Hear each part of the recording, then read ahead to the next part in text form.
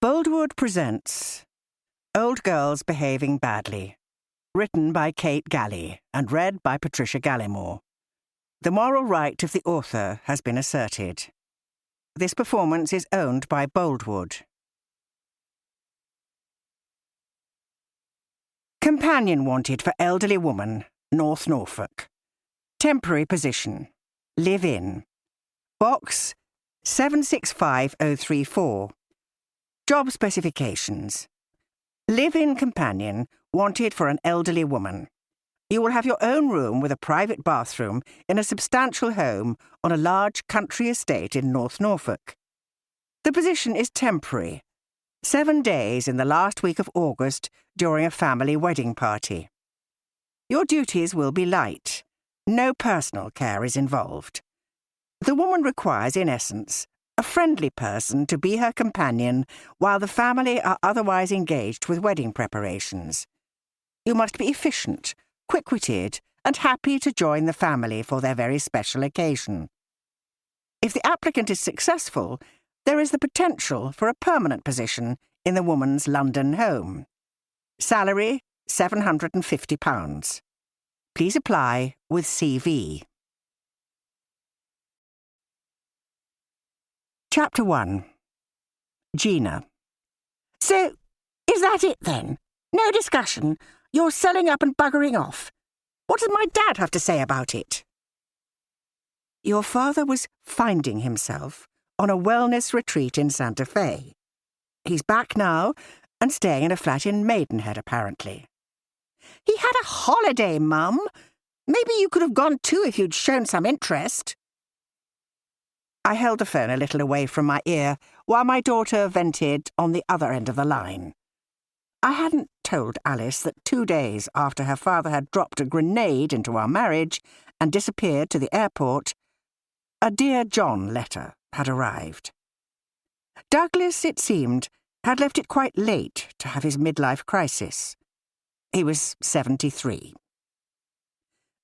And you don't need to sell the house. Let Dad have his moment and he'll come back. He's not coming back, Alice. He's made that very clear. And I really don't have any choice. He's the one pushing the sale, I said. I can't keep this place on my own. Your dad needs his half share, and frankly, I don't want to rattle around here any more. It's too big and has been for a while. This wasn't exactly true. I didn't rattle around. The house was quite modest, and we'd never pushed ourselves to extend it past a small conservatory. Get a lodger, then, Alice said. It's our family home, all our memories, and you're just going to hand them over to somebody else. Take a breath, Mother. You don't need to do everything all at once. Dad's only been gone 5 minutes, and you've packed up the house without any conversation or consideration. This is not like you. I sighed. I couldn't help it. Alice just wasn't listening, and contrary to what she said, this was actually the 3rd of such conversations I'd had with my daughter. I didn't have the energy to do it all again. Alice adored her father. It was so much easier if this was all my fault. I haven't packed everything up. I've just been going through the loft, but I do have your things boxed up carefully. You can come and get them and enjoy your childhood memories in your own home. That was when the tears started, and I moved the phone away again. Alice was 40, married with 2 children, and behaving like one of them. Look, darling, this thing going on with your father is complicated. He needed to go away, and he doesn't want to be with me anymore. I can't stay here and look after a house of memories on my own. You wouldn't want that for me, would you? I think you're being completely selfish, Alice said, sniffed for effect, and then hung up. I took one long, calming breath and placed my phone gently on the mantelpiece. The oak had been salvaged from a reclamation yard. Then after it had been sanded and oiled, I'd let my 2 children carve their names into the end of the timber. I ran my fingers over the letters. Alice and Christopher. It was just one of the many memories that Alice was talking about. Their handprints were in the concrete base now under the conservatory floor. Their heights had been recorded on the inside of the door frame between the living and dining room. Chris had been just 18 months old when I had marked his height in ink. The lines of my careful hand tracing the growth of my children, now sun-bleached and faint with the passage of time. To be fair to Alice, these memories could not be boxed up. I walked over to the French doors that led out onto our garden, small as gardens went, but what we could afford when we first moved to this part of Oxfordshire, and it was the one thing I would take with me if I could. I'd devoted years to the garden, to careful planting and experimenting with what worked and what didn't in our soil. There were not many days in the year that I wouldn't be out there, pulling weeds, deadheading, trimming. Even in the winter months, I'd find little jobs to do. It was my sanctuary. The tree house that Douglas had built all those years ago was still just about clinging to the boughs of the beech. I imagined that the new owners would pull it down. They'd sand out the names on the mantelpiece, paint over the lines on the door frame, and obliterate the very existence of our family in that house.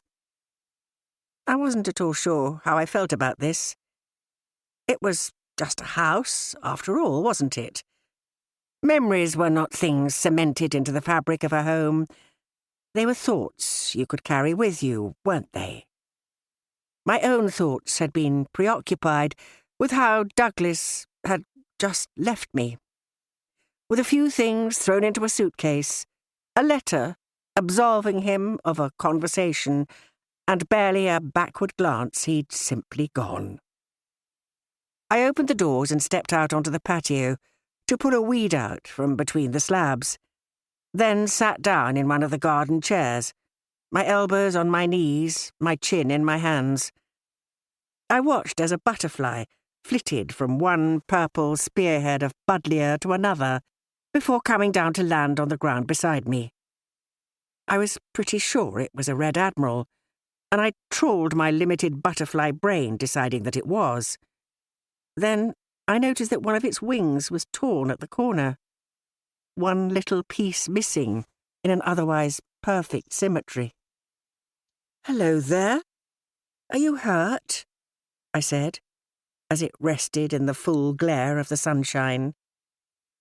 I had a sudden urge to pick it up, to look after it, to keep it. I didn't, of course. I hadn't completely lost my mind. But as it lifted off the ground and disappeared over next door's fence, it suddenly hit me, like a hefty punch in the gut, that I was very much alone. I had celebrated my 71st birthday a few months previously, and my son had given me a huge coffee table book about the history of art. I knew he'd been watching me closely for my reaction, and I had managed to keep my face steady and receptive, a warm smile placed on my lips, while my heart did that flip-flop of sadness that it still did from time to time. "You know," he'd said tentatively, "a reminder of the good old days." He'd trailed off, but I was quick to reassure him how much I loved it. And I did love it. Well, I loved the idea of it. But I'd only opened it 3 times since my birthday. The first couple of times I'd flicked through, just admiring the pictures while it was still on the table. But the last time, I'd taken it onto my lap and disappeared inside the pages before Douglas appeared and took it gently from my hands. "You don't really want to be dragging all that up again, do you, Gina?" he'd said, and wedged it onto the bottom of the bookshelf. At the start of my working life, I had studied art history at Warwick University, focusing on Italian and Renaissance studies, and then, after a spell at the British Museum, had spent a whole summer with my mother, Ellen, in Venice, where we had immersed ourselves in the city's art and culture. When we returned, I had worked in partnership with her at a National Trust property in Richmond, where she held a senior role as curator. But everything changed after those precious years working with her. There had been a bleak spell where I hadn't been able to do anything at all. My mother was gone, and the landscape of my life had shifted. I'd sleepwalked through the next few years and woke, as if from a coma, to find myself married to Douglas, with baby Alice on my hip, Christopher toddling about, and little memory of how I'd actually got there. My friends at the time urged me to go back to work, to be as independent as possible, find a way. But my heart was broken, and after what had happened to my mother, I just couldn't consider it. Instead, I clung on to what I regarded as my comfortable bubble of familial bliss, with Douglas at the centre, my rock. I'd never gone back. As Douglas inched closer to retirement and we both began to slow up, I started to examine my marriage. I'd always called him my rock, and he had been. He'd steered me through the most awful time of my life, and I'd become completely dependent on him. I wondered what our retirement years together would look like. He'd often talked about his wish to travel, although we only had a Mediterranean cruise and a handful of British holiday cottages under our belt. But still, I imagined the two of us sipping cocktails in Italian bars, walking the Cornish cliff paths while we were still able, taking in a castle or two in France, and trekking trails of discovery. I had an image of these future years that really didn't fit with the ones that had come before, as if we'd both sidestep into a new existence. In reality, Douglas had his leaving party from the pharmaceutical company he'd worked at for all of his career, collected his crystal decanter, and taken up golf. He'd spent the last 5 years on the golf course, or in his armchair, or on the stool playing his prized piano, and now, it seems, had been silently planning. His plans didn't involve me, though. They were all about finding himself, he told me. And it turned out he couldn't do that with something as inconvenient as a wife in tow. My marriage of 43 years was over, and Douglas had pulled the rug out from underneath my feet before he left. We'd been merrily playing this game of life, the two of us. I thought I'd been following the rules, but just as the finish line was in sight, Douglas had changed them. My phone was ringing again inside, and I got up and steeled myself for another conversation with Alice. But it wasn't my daughter on the phone, it was my son. Hi, Mum. Do you want to come over? We can go to the pub and talk about what an absolute prat my dad is. Chapter 2. Gina. Chris lived in the beautiful village of Turville in the Chilterns with his husband Gavin and their gorgeous Labrador Kenny. He was named after Gavin's grandfather and was in turn called Kenneth, Kenny and Ken. Sometimes after he'd stolen a shoe, a boot, or even once Gav's cashmere scarf and discarded it in the garden, he was referred to as Shithead, but never by me. After losing my own lovely dog the previous year, I was always delighted to see him and to let my fingers stroke his soft head and caress his velvet ears. He slept on the end of my bed whenever I stayed overnight in their spare room, taking up more space than was comfortable, but I really didn't mind.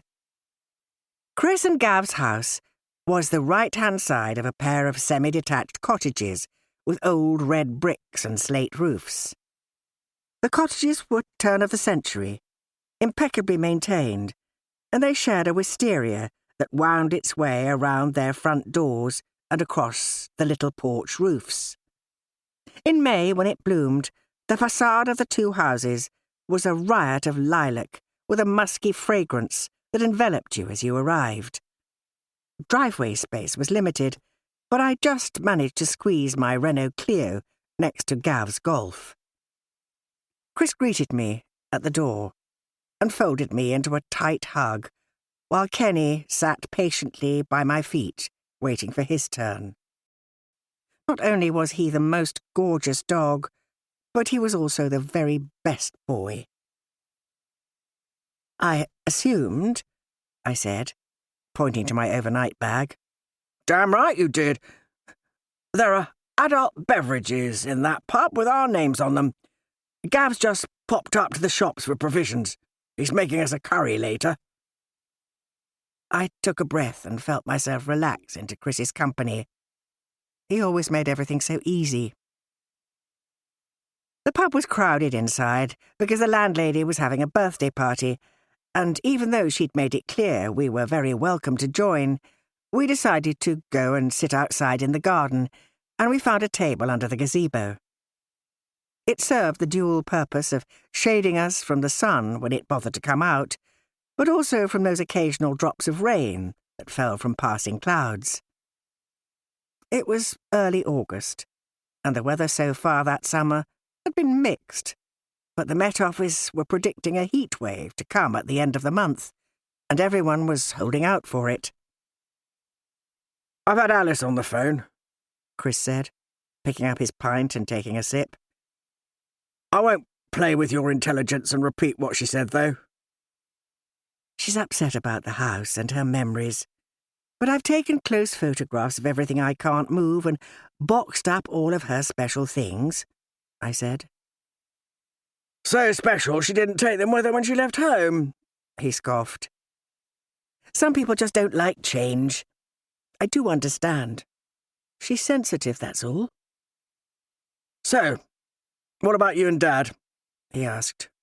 "You know he's back, don't you?" I picked up my Pims and scooped out half a strawberry as the crowd inside the pub burst into a rousing rendition of Happy Birthday. I looked at my son across the table, his sunglasses hiding his brown eyes, his hair once dark, now speckled with grey. He was the image of his father. "Yes, I know." "And have you had the chance to talk? I know he disappeared off quickly, but now he's back. Will you be able to, I don't know, sort things out?" I felt very uncomfortable talking about Douglas with Chris. A child should not have to listen to tales of a failed marriage, no matter how old that child was. I opened my mouth to tell him about the Dear John letter, but then I remembered the contents and closed it again. Not only had Douglas told me he no longer loved me and wanted something more from life, but he'd stuck the boot in by writing that I'd become beige and unexciting. Well, he'd said his life had become those things, but I knew he really meant me. I haven't spoken to him since he came back. I need to, though. We've house stuff to go through, I said, popping the fruit into my mouth. I don't think there is anything to sort out, personally. His intentions are pretty clear. "Right," Chris said slowly. "So, he means business, then?" "It seems so," I said. "I've been in contact with the estate agents, and they've got the paperwork ready for the house to go on the market. Douglas has booked an open week where they channel most of the viewings." "Don't make any rash decisions, Mum. I don't think you've really processed what's happened. It's a big thing. Did you see it coming? I mean, did he show any sign of wanting to leave? Is there someone else?" I thought about that for a moment. I'd been so wrapped up in dealing with my situation, I'd not given much thought to why I was in it. I cast my mind back to the last 10 years of our marriage, and certainly the years since Douglas had been retired. If I was honest, there had been less intimacy. Conversation had become limited to what was for dinner and what time would that be? What we might watch on the television, or when Alice might be visiting with her children. Always a good reminder of our important family bond. I'd assumed it was enough. I'd been wrong. I didn't bother to ask Chris if he'd spoken to his dad, because they didn't speak much at all. Douglas hadn't exactly embraced Chris's sexuality in the same way that I had, and his relationship with his son had become more distant since Chris and Gavin had married. Douglas had said on more than one occasion that he just didn't really get it, as if there was a special something he had to understand more tricky than two people simply loving one another. I didn't really see it coming, although I probably should have. I don't think there's anyone else, I said. But I wasn't sure that was true. I didn't know who owned the Maidenhead flat, and I knew the anecdotal fact that men rarely left a marriage to be on their own. Women did, not men. And you really have to move. I'm not being sentimental about the house. I'm just thinking about you. Where will you go? Don't forget our spare room, and of course it's yours if you want it. I took his hand across the table and gave it a squeeze. I loved him for offering, but the thought of being so desperate that I'd have to move in with my child was depressing. I adored Gavin, and could see how easy it would be to fit in with the two of them in their relaxed cottage with its pretty garden and a view across the Chiltern Hills. I wouldn't, though. I didn't want my son to see how limited my options were. He really didn't need to know how reckless we'd been with our future. I think I may have found something, I said. Something? Don't you mean somewhere? Well, actually, it's a job. A job? Well, things aren't that bad, are they? Look, Mum, Dad can't just sell the house and leave you to it. You're entitled to part of his pension, savings and all that. You do know that, don't you? Yes, of course, I said, not really knowing what I was due. At the moment, I was just thinking of what I could do in the short term. It was all very well being told you were entitled to something, but how long would it take to resolve all the financial issues? Did Douglas want a divorce? How could we possibly live separately but still be married? Shouldn't I try to be independent and untether myself from the rock? Or was it too late, because the rock had untethered itself from me? The job is just something I've been thinking about for a while, I lied. I'd spent the previous day with my head in my laptop. Firstly, looking for properties that I could afford with my half share of the house. The problem with that was the equity release we had done. It had been primarily to pay off the student loans both Chris and Alice had accrued, but then Chris had needed help with a deposit on his house, and Douglas had suggested a new and rather extravagant car, and why not a cruise while we were at it? It wouldn't matter down the line when it needed to be paid back. Douglas had done the maths, and we could easily afford a nice downsize with the remaining equity, he'd told me. Now, though, dividing that into two was a bit of a joke. Douglas would be all right. His pension was larger than mine, and his 98-year-old mother was still alive, and had pots of money squirreled away for him. Mine was not. I'd closed down the search for properties when my filters had taken me too many miles away, and the options had become unbearable. Instead, I'd found a link to a wanted position for a companion in the Lady online magazine, and had fallen down a new rabbit hole of possibilities. The words "live in" had sprung out at me, also efficient and quick-witted.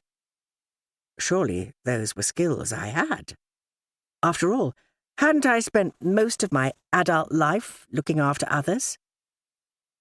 I needed an income if I was to be independent, and I had to find somewhere to live. Combining those two problems into one situation could actually be the answer. Most importantly, I really wanted to be out of the house during that open week. I'd sent off my details and was now waiting to hear back. Chris took another gulp of his beer as I told him all about the advert. "It sounds rather like you're running away," he said, with a sad sort of frown stretched across his forehead. "I'm not running away," I laughed. But actually, I thought that I might be, and it was possibly 43 years too late. Chapter 3. Dorothy. Dorothy Reed had been in the boathouse all morning, sitting on the balcony, overlooking the Thames, and watching the traffic on the water, trying to feel soothed by the white noise of the weir. It was busy, as it usually was, and she took a little comfort from the many boats meandering past her. Their own boat was below her, a narrow boat, painted in a beautiful chalk blue with a glossy black bottom. Her husband, Philip, had bought her nearly 15 years previously and had her restored in a boatyard in Essex before bringing her home to Hampton. She was called the Castillo del Mar, which translated to Sea Castle. It was a small joke for a small vessel, her husband had told her as he proudly showed her off. Their narrowboat hadn't been out of their boathouse for the year since Philip's death, though. Dorothy's son, Miles, had asked her if he could take her out in the spring, but she had said no, as she couldn't bear to see anything else of her beloved Philip's taken away. Not yet, and possibly not ever. Dorothy glanced at the watch on her thin wrist. It would need another link taken out before long, as it was perilously close to sliding off her arm. It was nearly 12:15, and she had lost the entire morning up here, sitting, watching, seething. Lavinia would be here soon, and she wasn't at all ready. She closed the doors and stepped back into the living room of the boathouse. It was another space they had renovated with a kitchen, a bedroom and a bathroom. Dorothy had filled it with the art she no longer made and a collection of houseplants, books, and gorgeous scented candles. She had a lovely walnut sideboard and a long velvet sofa in a rich teal with gold cushions. Her house was more traditionally decorated in creams and greys, but out here she liked a bolder look. Miles had suggested she rent it out in the summer months to make use of it, or to get a lodger for a bit of company. But Dorothy couldn't even think about that at the moment.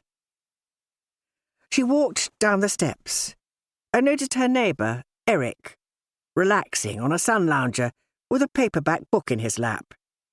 He turned to her, shielding the sun from his eyes with his hand. "Good afternoon, Dorothy," he said. "Gorgeous day, isn't it?" Dorothy walked over to the low fence that separated the two gardens and rested a hand on the top of one of the panels. She was in the shade of the weeping willow that softened the hard edge of the lawn before it stopped at the water. "It is," she agreed. Dorothy liked Eric very much. He was in his late 60s and had lived next door for the last 5 years. He was divorced from his wife and had a grown-up son who visited often. Eric had a narrow boat of his own, and Philip and he could talk for hours about adjustments to the engines or new latches for the windows, storage solutions, or how best to fix a pump. Eric also had a penchant for crime thrillers and liked to discuss plot twists with Dorothy, but not so much recently. "I'm about to put the kettle on if you fancy joining me," he said, sliding a bookmark between the pages and getting up off the lounger. "I would like that very much. However, I have my daughter-in-law coming to assist me in choosing a companion this afternoon." Oh, I didn't know you were in the market for help. "I'm not, but we have this family wedding in Norfolk, and Miles seems to think I need assistance while we're there. Also, after my little fall the other week, they've got it in their heads that I need watching or something. They're glossing it up as companion, but all I'm hearing is minder. I had a dizzy spell and fell over, that was all. And they want to move a carer in. It's all very frustrating." Oh, I see. And you obviously don't think you need help. "I know I don't need help. They won't listen. So I shall have to do my utmost to frighten off the applicants." Can I come and watch? Eric asked with a grin. Dorothy laughed for a moment, and then seemed to catch herself. "I'd better go and sharpen my teeth," she said, turning for the house, and she listened to Eric chuckling as she navigated the pathway to her kitchen door. She'd have a quick cup of tea and then prepare herself for the bustling and kind warmth of her daughter-in-law. "Well, I suppose we'll let you know then, Claire," Lavinia said to the girl, who was already on her feet, phone in hand, and making her way to the front door. Dorothy could hear the two of them whispering in the hallway, and then the sound of the door clicking shut. Lavinia stood for a moment in the doorway to the living room, her arms folded tightly across her chest, while Dorothy sat rigid in her chair. "Dot, what was all that about? You frightened the poor girl away. You can't ask questions like that." "But she did have a terrible complexion. I was only wondering what sort of skincare regime would result in such a breakout." "It's not like you to be cruel. We'll never find someone if you behave like that, and the wedding's only in a couple of weeks." Dorothy set her lips into a tight line, chastened. Lavinia was right. That was probably too much. She hated to disappoint her daughter-in-law. Lavinia was a blessing, and the best thing Dorothy's son Miles ever did was to marry her. Some considered her a little cold, but really when you got to know her it was obvious she just liked things done properly. She quietly put in the hard work to make sure everything was perfect. Someone needed to, because if Dorothy was honest, Miles was rather lacking sometimes. Oh, he worked hard enough at the office, but left all the emotional heavy lifting to his wife. The sound of a car on the gravel outside made both women turn to the open window. A door closed and footsteps could be heard, then voices. "You here for the companion job?" said a voice that sounded like Claire, clearly still loitering outside. They couldn't hear the response, though. "Good luck with that, then," she said. "She's a right miserable cow." Lavinia's head whipped round to Dorothy, and the two women locked eyes for a moment before they both began to giggle as the doorbell rang. "Be nice," Lavinia whispered, before going to answer it. An older woman walked into the living room and seemed to be sizing up the place, the way her eyes darted over Dorothy's possessions. "Dot, this is Gina Knight," Lavinia said, with a pointed look. "Gina lives in Oxfordshire and has 2 grown-up children and 2 grandchildren." Dorothy thought that Lavinia sounded like a game show host introducing a contestant, but decided to keep her mouth shut. "Good afternoon, Mrs. Reed," Gina said. "Dorothy is fine," Dorothy said, taking in the woman standing awkwardly in the middle of her living room. She seemed a bit mousy. She wore navy trousers and a white cotton blouse. Her shoes were sensible and flat, and her hair hung in gentle waves around her face. She could be as young as 55 or as old as 70. It was hard to tell because she had the air of an older person, but her skin was luminous and had few wrinkles. At least she was considerably closer in age to Dorothy than the last girl. But then she reminded herself she had no intention of employing her anyway. "You have a lovely home," Gina said, taking the seat Lavinia offered her. "It's such a great setting, with Hampton Court just over the road and the Thames behind you." "Thank you, dear. I'm very happy here," Dorothy said. But she could hear how wooden her own voice sounded, and she didn't smile. Her daughter-in-law beamed, though, and Dorothy sensed that Lavinia was overcompensating. "Isn't it lovely? It was my husband's childhood home. We love coming back to visit. Well, me visiting, him coming home, I suppose. So, what was it that appealed to you about the job as a companion? I see you have no experience," Lavinia said, glancing at her notes. "Not that that's a bad thing, necessarily." Gina shifted her position on her chair and suddenly looked a little awkward. "My circumstances have recently changed, and I suppose I'm looking for a new challenge." "I don't think Dorothy is much of a challenge," Lavinia said with a smile. "What did you do in your working life? Did you have a job outside of the home?" There was silence for a little longer than was comfortable, and Dorothy wondered if Gina was going to lie. But when her words arrived, they seemed to come naturally. "I was an art historian many years ago, and spent some time curating collections at Ham House in Richmond, actually. But then I gave it up, and we moved to Oxfordshire anyway for my husband's job, so it didn't really work. That might be one of my biggest regrets," she said wistfully. "Art historian?" Dorothy spoke up. Her interest piqued. "Well, that's fascinating." "Yes, I worked at the British Museum for a while, too. At Ham House, I worked with my mother," she added. Dorothy sensed a complete change in the direction of her afternoon, and she homed in on Gina's expression, which clouded over for a moment at the mention of her mother. "I do realise that art history doesn't feature in the working life of a companion," Gina continued quickly, while blushing. "But I'm practical and quick-witted." "I think it could feature, actually," Dorothy said.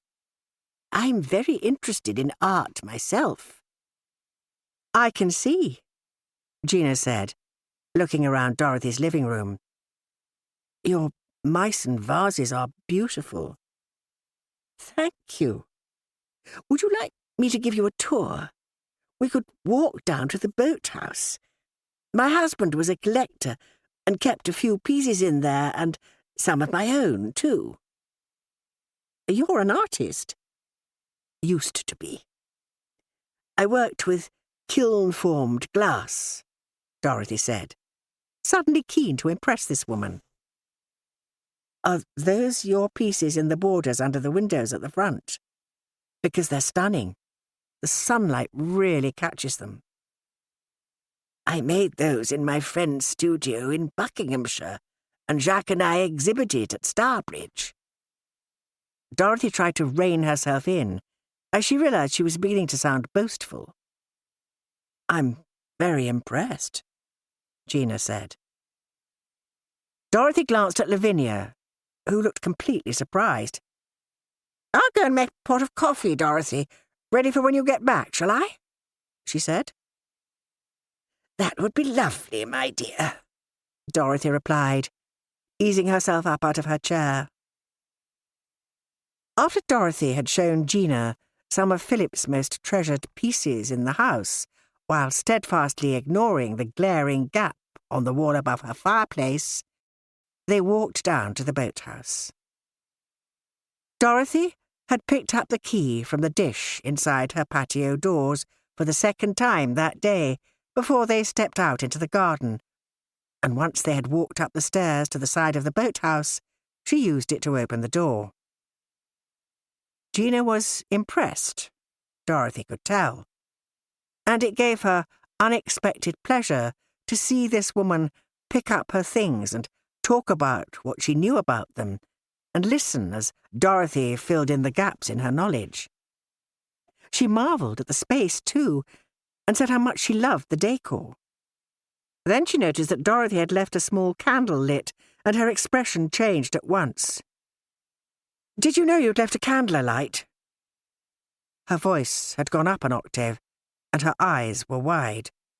She lifted her hand and suddenly clutched at her other arm. "I was out here earlier.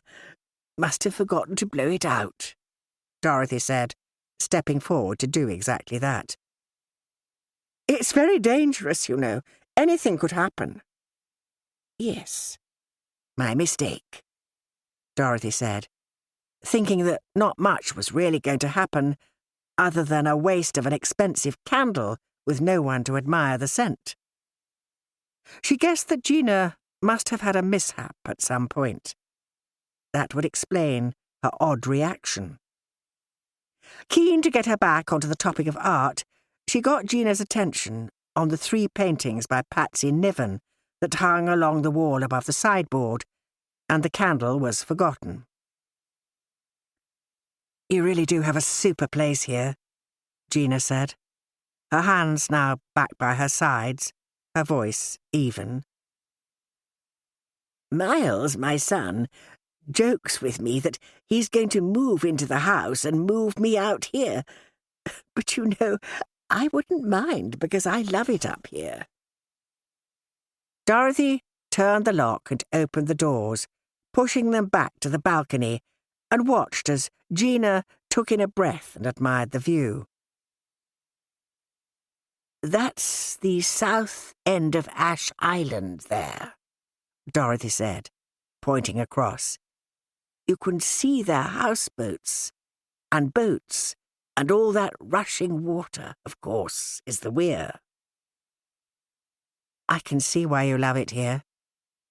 It's a really special spot, Dorothy." "I do feel guilty, though. Just me in that big house, and I will move, but when the time is right, and that's not quite now." "You shouldn't feel guilty. This is your home. Why should you give it up to please others?" she said, and then added, "I'm moving at the minute." "Where are you moving to? Are you staying in Oxfordshire?" "Not sure, to be honest. I'm on my own now," she said, pausing for a moment. "I guess I can go anywhere I want to, but I don't really know where that is." Dorothy laid her hand gently on Gina's arm and offered her a sad sort of smile. "You feel untethered," she said. "I know exactly how that feels." When Dorothy had locked up and they'd walked back down the steps, she took Gina round to see the boat. "It belonged to my late husband, Philip," Dorothy said. "I honestly know nothing about boats, but I can see she's a beauty," Gina said. "I love that chalky blue colour." "We used to go out quite a lot, but not anymore. Honestly, she's become just an expensive place to sit and have a coffee. It's really rather sad." Lavinia's coffee was always strong, and Dorothy took the sugar bowl and gave it to Gina with a sidelong glance and a conspiratorial smile. "Do you have any questions about the job?" Lavinia asked. Dorothy watched as Gina racked her brain to think of one. She liked this woman, who seemed interested in art with a history of expertise under her belt, and an audacious plan started to form in Dorothy's head. She wondered if Gina was up to the task. But she could hardly ask her with Lavinia here. And besides, she didn't want to scare her off just yet by telling her what that task was. She wondered how biddable Gina was, how persuadable. She certainly wasn't young, but Dorothy had noticed that she seemed like a quiet and compliant type. Then she silently chided herself for her thoughts. "How about we just work it out as we go along?" she interrupted, before Gina could come up with a legitimate question that Dorothy probably wouldn't have an answer for. "We do have 5 other candidates, Dot," Lavinia said. "Cancel them. I think Gina is perfect. If you'd like the position, that is." "I'd be delighted," Gina said, although Dorothy couldn't tell from her expression if this were true. "Well, I very much look forward to seeing you in Norfolk, then," Dorothy said, and despite herself, she beamed at Gina. Chapter 4. Gina. I folded myself into the back seat of the taxi outside Norwich Station, my sunglasses pulled down low over my eyes, my enormous suitcase squeezed into the boot. Chris had borrowed my car while his was stuck in the garage, having extensive bodywork repairs after a collision with a tractor, but I was happy to get the train. It was quite a trek to Norfolk after all. "Not travelling light, then?" the driver had said. "Got the kitchen sink in there?" He'd laughed, but I just offered him a tight smile. We headed north out of the city, the aircon making me feel chilly on what was really a fairly hot day. I looked out across the flat fields, an endless sea of golden grasses flashing past, parched from the recent drought. The Met Office had been absolutely right with their prediction. My journey had only started 3 hours ago, but I was still beginning to feel weary. It wasn't the train journey. It was the month leading up to it. "You heading for the wedding, then?" the driver asked, keen to engage me in conversation. His eyes appeared in the rearview mirror, his penetrating gaze taking me in as I tried to keep my own eyes open.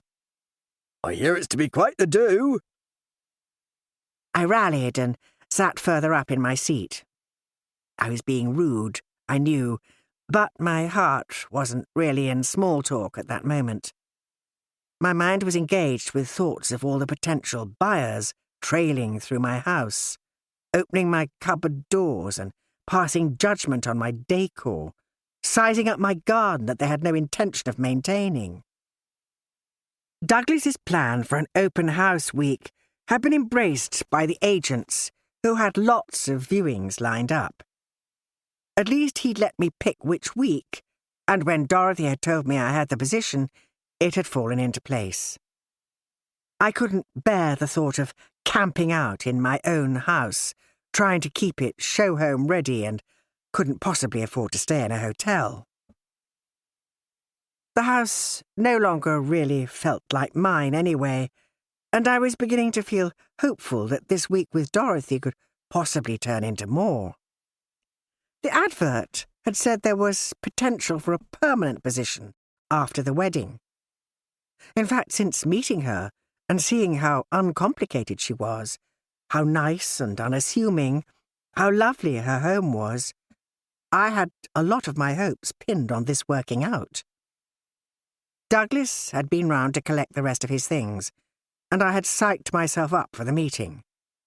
I'd had the word divorce rolling around my head all that morning, waiting for it to land into the middle of our conversation, and was going to make Douglas explain his position. But he'd been full of his trip, and merrily showing me photos on his phone, like we were old friends, rather than a couple with a collapsed marriage. Not a man talking to the woman he considered unexciting and beige. I'd dutifully looked, but really I was quickly scanning the faces of those in shot to see if there were any women, colourful and exciting women. In the end, I'd lost the nerve to say very much at all, and he left rather like an acquaintance would, with an "I'll be in touch." I took a short breath now, and answered the taxi driver anyway. I was going to have to pull something out of the bag of conversation if I was to survive the week. Something like that, I said. To be honest, I'm more staff. All right, he said, watching me for a little longer until he assumed he wasn't going to get any further and returned his eyes to the road. Are you a friend of the family, then? I asked him. No, he snorted. I don't move in those circles. But you know about the wedding? It may be a big house, Mrs. Knight, but it's a very small village. Do you know much about the owner, Leonard Price? I said. Dorothy had told me he was the uncle of the bride, and that was why the wedding was to be held at his home. Lavinia had said that Leonard was an old family friend and former business partner of Dorothy's late husband, and that was how the bride and groom had met. I had switched off a bit at the time, to be honest, but now I realised I was to be among this family for the week, and perhaps I should have paid more attention. He's rich and arrogant, according to my wife's sister, Violet, who cleaned there for a short time a few years back. I'll bet no more arrogant than any other rich man, though. The house is something else, very grand. But Vi said she wasn't sorry to lose her job, but she was always terrified of breaking one of his precious art pieces. I've never been in there myself. He's done a little for the village, new planting for the green, a project with a local children's charity for a fun run round his estate, that sort of stuff. He's not married and hasn't got any kids of his own, though. There's not many that know him well. He sounded eccentric, like a nice, kindly old man. But then, as uncle of the bride, he couldn't be that old, I thought. I relaxed a bit then. A week at a country estate in Norfolk for the wedding of Dorothy's grandson didn't seem like much of a challenge. A house full of art. I won't pretend that didn't interest me. Dorothy Reed herself, who seemed like a person I could get along with. Of course, I was to be paid for my services too, which was a huge motivator in this setup. I settled back in my seat and tried to tell myself not to expect too much. But the truth was, with my life in a state of limbo, I was actually expecting quite a lot. The red brick mansion was bathed in a warm apricot glow from the rays of the late afternoon sun. The white cornerstones of the building shone, and the gilt face of the clock on the bell tower glowed. Perfectly clipped yew hedges flanked the wide driveway, and the lawns appeared to have been cut with a precision laser. The taxi driver pulled up at the front, and I shook myself awake. Wallstone Hall was a jewel in the crown of all the Norfolk country estates, Lavinia had told me, and my first instinct was to agree.